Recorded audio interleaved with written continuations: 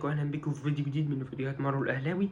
والنهارده هنتكلم عن مباراه الاهلي واستاد ابيجان، وهنتكلم عن التشكيله اللي ابتدى بيها مارسيل كولر للمباراه، وهنتناقش فيها وهنقول لكم راينا ايه فيها، وهنقول لكم تقييمات اللعيبه، سواء اللعيبه اللي لعبت اساسي من بدايه المباراه لغايه اخرها، او سواء اللعيبه اللي نزلت، او سواء حتى اللعيبه اللي لعبت من بدايه المباراه وخرجت في نص المباراه او خرجت في التبديلات يعني. وهنتكلم ايضا عن الاسطوره نجم خط النص واحسن لاعب في خط النص في مصر، واحسن لاعب في مصر امام عاشور. طبعا اكيد هنبتدي بالتشكيله اللي لعب فيها محمد الشناوي في حراسه المرمى قدامه خالد عبد الفتاح. وخالد عبد الفتاح خد بالك، لولا اصابه اكرم توفيق قبل الماتش على طول ما كانش لاعب. كان اكرم توفيق اللي لعب مكانه النهارده. ياسر ابراهيم رامي ربيعه ما عنديش تعليق عليهم، ده طبيعي جدا ان هم يلعبوا، خصوصا في غياب اشرف داري بسبب الاصابه. هما الاثنين الافضل في النادي الاهلي في حاله غياب اشرف داري.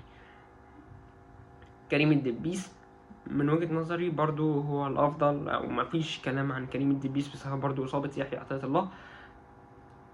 طيب خط النص كوكا، امام عاشور، مروان السولية هنا نفس الكلام اللي انا قلته قبل كده في الماتش اللي فات بتاع ماتش شباب بلوزداد. السولية دي مش ماتشاته الماتشات اللي فيها جري كتير، والماتشات اللي فيها مجهود كتير بسبب السن.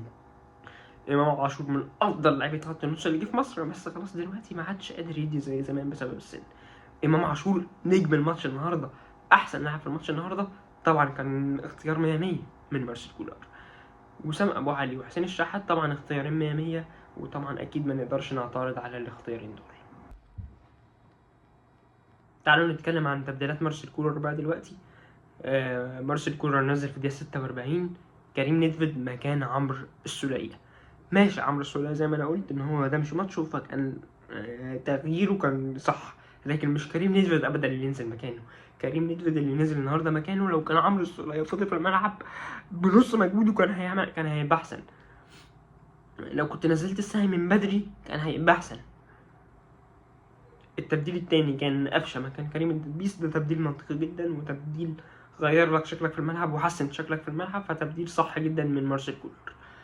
في الدقيقة 77 بدل محمد هاني مكان خالد عبد الفتاح، تبديل برضو صح جدا، بيدي بيه الثقة لمحمد هاني وبيرجعه من الإصابة، وبيديله الثقة بعد ما رجع من الإصابة. تبديل سمير محمد وتبديل عمر الساعي في الدقيقة 90 والدقيقة 90+1 والدقيقة 90+2 نفس الكلام اللي أنا قلته قبل كده في ماتش الشباب بلوزداد. ما ينفعش تنزل لعيبة في الدقيقة 90 وبلس، مش هيلحقوا يلعبوا، مش هيلحقوا يعملوا لك حاجة، وانت كده بتقتل الثقة فيهم، خصوصا لو لعيبة ما بتلعبش معاك كتير، او انت مش بتثق فيها كتير زي سمير محمد وعمر الساعي، واحد انت اصلا مش بتثق فيه خالص، انت كده بتقتل الثقة فيه. فمن وجهة نظري انا تبديلين غلط جدا من مارسيل كولر، هما التبديلين دول مع تبديل كريم نيدفيد.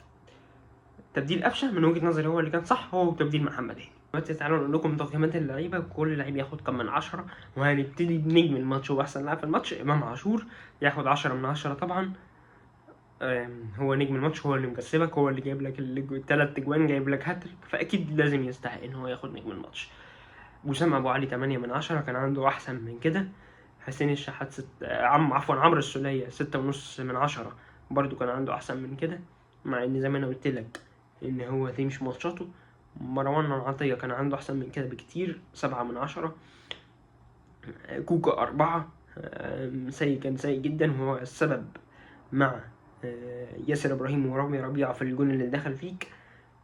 خالد عبد الفتاح عشان الاسيست اللي هو عمله في الاخر لامام عاشور ياخد 7/10، لولا الاسيست ده كان خد اقل من كده بكتير. ياسر ابراهيم 6/10، هو ورامي ربيعه بسبب الغلطه اللي هم غلطوها في الجول مع كوكا. كريم الدبيس كان سيء جدا، ياخد 4/10. حسين الشحات 5/10. محمد الشناوي 5/10. من وجهة نظري انا ما راحش عليه اختبارات كتيرة قوي، بس في كورة كده كانت جات له هو طلع معاها اتصرف معاها كويس، فعشان كده ياخد 5/10. كريم وليد نيدفيد 4/10.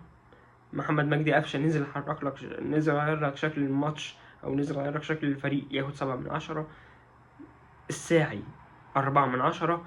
محمد هاني بسبب ان رجوعه من الاصابه ما لحقش قوي يلعب، فياخد ماليش تقييم يعني لمحمد هاني.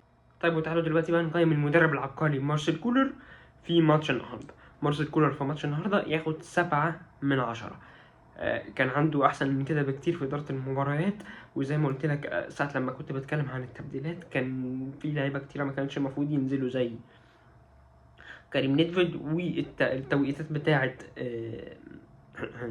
الاثنين اللعيبه اللي هم الساعي وسمير محمد، الاثنين اللي كانوا المفروض ينزلوا بدري عن كده او ما ينزلوش خالص.